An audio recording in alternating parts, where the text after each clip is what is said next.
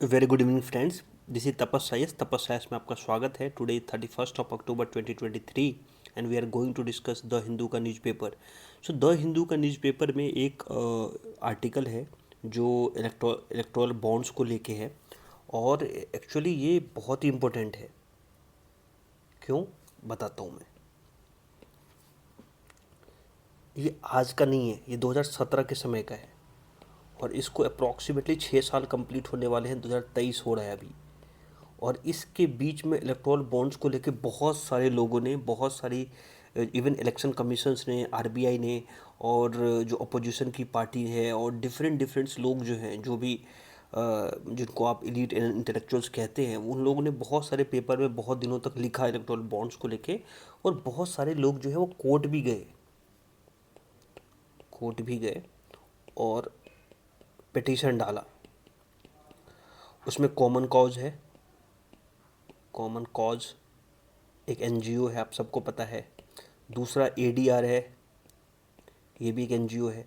तो इन दोनों लोगों और एक दो लोग और भी हैं जो पिटिशनर्स। तो इन लोगों ने लगातार कोर्ट में ये बताने की कोशिश की कि कैसे इलेक्टोरल बॉन्ड्स जो है वो एक जो जिसका ऑब्जेक्टिव ये था, अगर अगर मैं ऐसा लिखना चाहूँ कि जो इलेक्टोरल बॉन्ड्स था उसका ऑब्जेक्टिव क्या था। उसका ऑब्जेक्टिव था क्लीन पॉलिटिक्स, अगर आप उसको ऐसा समझे तो। आप पॉलिटिक्स के बारे में जब भी आपको कुछ ध्यान आता होगा तो दिमाग में दो चीज़ जरूर आती होगी आपके। एक मनी पावर एंड दूसरा मसल पावर। सो इस मनी पावर को रिड्यूस करने की कोशिश किया गया था कि कैसे इसको जो है, जो पॉलिटिक्स में जो मनी है, जिसको आप कह सकते हो कि ब्लैक मनी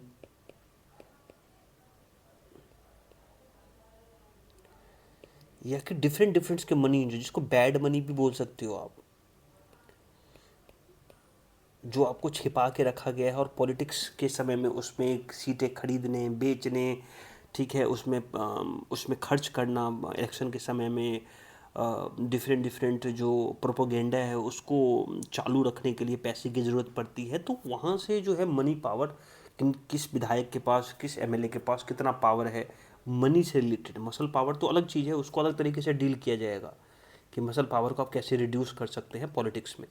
तो उसके लिए अलग चीज़ है। लेकिन मनी पावर को कहा गया था कि मनी पावर जो है, जो ब्लैक मनी है, जो कि उसका जिसका यूज जो है वो आपको टैक्स में छिपा के रखा गया है, जिसको आप सामने वाला बंदा जो उसको टैक्स नहीं देना चाहता है, उसको ब्लैक में, हवाले में, डिफरेंट डिफरेंट चीज़ें हैं। उसमें डिटेल में मैं जाने की कोशिश नहीं करता, लेकिन मैं बोल रहा हूँ कि मनी से रिलेटेड जो चीज़ें हैं, जो पॉलिटिक्स में मनी का बहुत बड़ा यूज होता है, उसको अगर आपको क्लीन पॉलिटिक्स करना है तो मनी का जो सोर्स होना चाहिए, मनी तो ज़रूरी ही है। Even representation of people act में लिखा गया है कि आप कितना पैसा खर्च कर सकते हो एक विधायक बनने में, एक एमपी बनने में, सब लिखा होता है उसमें। लेकिन मैं बोलूँ कि ये मनी जो है वो क्लीन होनी चाहिए। तो क्लीन कैसे होगी, तो उसका सोर्स डिफाइन होना चाहिए।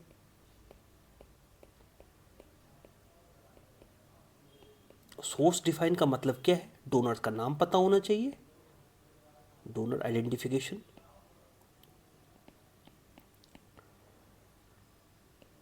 सो ऐसी चीज़ें अगर होगी और उसका जो कोई हो रिकॉर्ड होना चाहिए कि कहाँ पे वो स्टोर हो रहा है।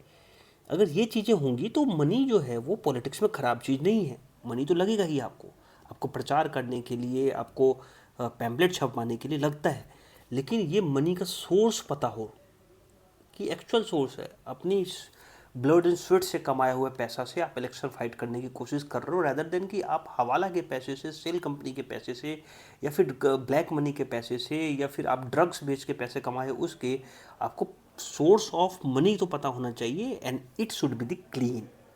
सो on that basis electoral bonds को लॉन्च किया गया था 2017 में। और उस समय जो फाइनेंस मिनिस्टर थे अरुण जेटली साहब, वो कह रहे थे कि आपने 70 साल में, कांग्रेस को कह रहे थे 70 साल में आपने ऐसी चीज़ें नहीं की, और इसी के बेस पे हम एक इलेक्टोरल बॉन्ड लेके आ रहे हैं जिसमें क्या होगा कि उसको स्टेट बैंक से पैसे, स्टेट बैंक से उसको एक, वो अपना पैसा देगा स्टेट बैंक को, स्टेट बैंक उसको बॉन्ड देगी, और बाद में बॉन्ड जो है वो वापस जो है वो पॉलिटिकल पार्टी जो है उसको सबमिट कर देगा, और पॉलिटिकल पार्टी को स्टेट बैंक पैसे दे देगी। तो मतलब जो है एक टाइप का लीगलाइज है, लेजिटिमेट वे में काम हो रहा है। और उसको ऊपर से कैश का जो फ्लो था, तो 20,000 रुपये पहले आप किसी पार्टी को दे सकते थे, 20,000 रुपीज़, अब उसको कम करके 2,000 कर दिया गया इनकम टैक्स 1961 के अंदर में, तो 2,000 हो गया। तो ऑफकोर्स कैश भी देना कम हो गया, तो आपका जो पैसा होगा, आपका ट्रांजेक्शन जो होगा वो दिखेगा, अंडरस्टैंड कर रहे हो। तो वो चीज़ को लेके फाइनेंस मिनिस्टर जो है वो इसको लेके आए थे। तो देखते हैं इसके क्या क्या कैसे कैसे काम किया था। So the scheme notified by central government on January 2 2018 introduce electoral bonds. So 2028 में ये इंट्रोड्यूस हो गया, 2017 में लेके आए थे बजट में, 2017 के बजट में। और इस पे आपको इंटरेस्ट नहीं मिलेगा, ये जो बॉन्ड आप खरीदोगे उस पर आपको इंटरेस्ट नहीं मिलेगा। तो ये कैसे काम करता है पहले वो समझ लो। कि मैं आपको बता दिया कि एक इंडिविजुअल है और दूसरा कोई पर्सन है जो इंडिया में इनकॉर्पोरेटेड कंपनी है, ये दोनों जाएगी एसबीआई के पास और बोलेगी मुझे इलेक्टोरल बॉन्ड दे दो। ठीक है, इलेक्टोरल बॉन्ड जो होता है वो साल में 4 बार आता है। ठीक है, 10 दिन के पीरियड में बता दूंगा कि जनवरी में, अप्रैल में, फिर ऐसे ऐसे। तो ये बॉन्ड जो है वो एसबीआई जो है उसका केवाईसी चेक करेगा, नो योर कस्टमर वाला, और उसके बाद उसको बॉन्ड दे देगा। कौन सा बॉन्ड? Electoral bond. और वो बताएगा इलेक्टोरल बॉन्ड देते समय कि ये जो है वो आपको इंटरेस्ट फ्री है, इसमें तुमको इंटरेस्ट नहीं मिलेगा। वैसे तो बॉन्ड अगर तुम देखोगे, अगर बॉन्ड बॉन्ड मार्केट पढ़ा होगा तो उसमें तुमको कुछ बॉन्ड पे इंटरेस्ट भी मिलता है, कुछ पे आपको कूपन लगता है, कुछ पे इंटरेस्ट मिलता है, डिफरेंट डिफरेंट बॉन्ड्स होते हैं। तो ये वाले बॉन्ड पे इंटरेस्ट नहीं मिलेगा तुम्हें। फिर वो जब वो बॉन्ड उसको मिल जाएगा, स्टेट बैंक उसको दे देगा, तो ये बॉन्ड जो है वो किसी पार्टी को, किसी जो ये जो इंडिविजुअल्स है और ये जो कंपनी है वो किसी पार्टी को दे देगा। सपोज इंडिविजुअल वाला पर्सन ने कांग्रेस को दे दिया, और मान लो कि जो बी जो था वो कंपनी था, कोई इनकॉर्पोरेटेड कंपनी था, उन्होंने बीजेपी को दे दिया।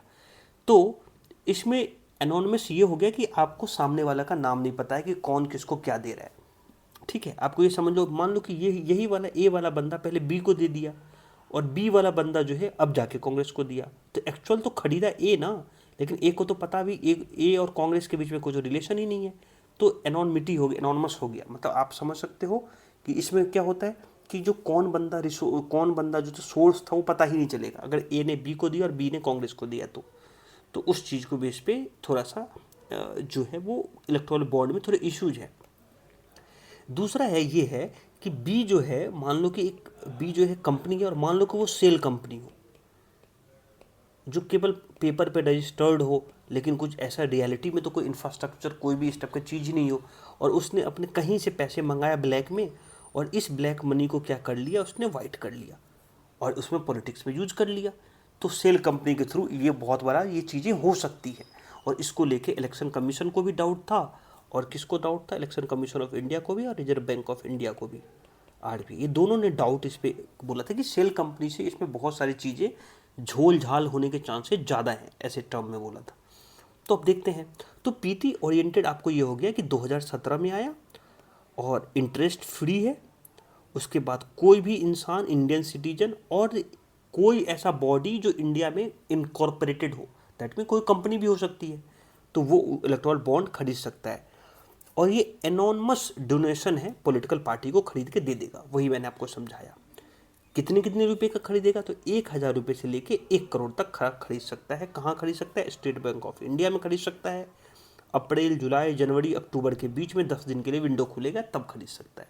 Next, electoral bond can only be use to donate political party. ये केवल पॉलिटिकल पार्टी को डोनेट कर सकते हैं जो रजिस्टर्ड पॉलिटिकल पार्टी हो, और वो भी सेक्शन 29A के अंदर में, और पिछले साल उनको 1% वोट मिला हो, 1% का वोट मिला हो पिछले इलेक्शन में, चाहे वो लेजिस्लेटिव असेंबली में हो, विधानसभा में हो, और चाहे या तो लोकसभा में हो, तो उसमें उसको 1% का वोट मिला हो।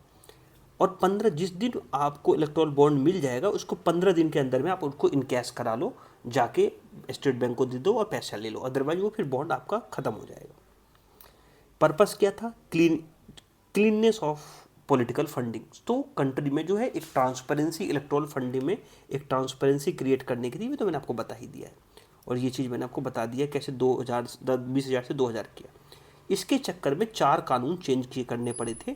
FCRA, representation of people act 1951, income tax act 1961 and company act 2013। तो ये सब चीज़ों में चेंजेस करने की ज़रूरत थी, तभी तो आप इलेक्टोरल बॉन्ड लाओगे। कंपनी खरीदेगा तो कंपनी एक्ट में चेंजेस, इनकम टैक्स में छूट दिए तो इनकम टैक्स में, RPA में चेंज किया तो RPA में, और फॉरेन कंट्रीब्यूशन बाहर से अगर पैसे आएगा तो उसको लेके वो 4 एक्ट चेंज हुआ था।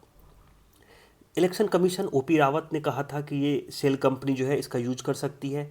फिर उसके बाद इलेक्शन कमीशन, दूसरे इलेक्शन कमीशन जो इलेक्शन कमीशन ऑफ इंडिया थे, वो इलेक्शन कमीशन जो कमिश्नर जो थे वो भी कह रहे थे कि इसमें तो इंडिविजुअल पर्सन के लिए कोई है ही नहीं। अगर कोई इंडिपेंडेंट पर्सन लड़ेगा तो उसको तो तुम पॉलिटिकल पार्टी मानोगे नहीं, तो उसको तो तुम तो चंदा दोगे नहीं। फिर IT एक्ट में 2,000 रुपये लिखा है और रिप्रेजेंटेशन ऑफ पीपल एक्ट में 20,000 लिखा हुआ है, तो ये दोनों तो कॉन्ट्राडिक्टरी हैं। और उसके बाद इलेक्शन कमीशन को तुम रिपोर्ट तो सौंपोगे नहीं कि तुमको कहाँ से मिला। तो कुल मिला के ये जो है इलेक्शन बॉन्ड जो है वो थोड़ा सा, इसमें थोड़ा सा उनको थोड़ा सा डाउट था, तो उसमें लिखा भी है कि डाउट था उनको। फिर उसके बाद जो गगोई साहब हैं वो भी इस टाइप का चीज़ बोले कि अनचेक्ड फॉरेन फंडिंग को लेके पॉलिटिकल पार्टी को मिल सकता है। और उसके बाद RBI का भी जो उर्जित पटेल थे उन्होंने भी यही बोला कि मिसयूज हो सकता है सेल कंपनी के थ्रू। तो सेल कंपनी तुम्हारे आंसर में आना चाहिए, ठीक है। नेक्स्ट, RBI भी सजेस्ट किया था कि बॉन्ड को जो है वो डीमेट अकाउंट के साथ लिंक कर दो, सारा खेल खत्म हो जाएगा। डीमेट अकाउंट में सब लोग, आपको पता ही है कि ट्रेडिंग करते हैं आप, तो उससे पता चल जाएगा कि कौन खरीदा क्या खरीदा, इस टाइप की चीज़ें सजेशन दिया था, लेकिन ऐसा कोई अप्लाई नहीं हुआ। फिर उसके बाद कुछ दिनों तक जो है इस, और सबसे बड़ी बात है कि इस बिल को जब पास किया गया था तो मनी बिल की तरह पास किया गया था।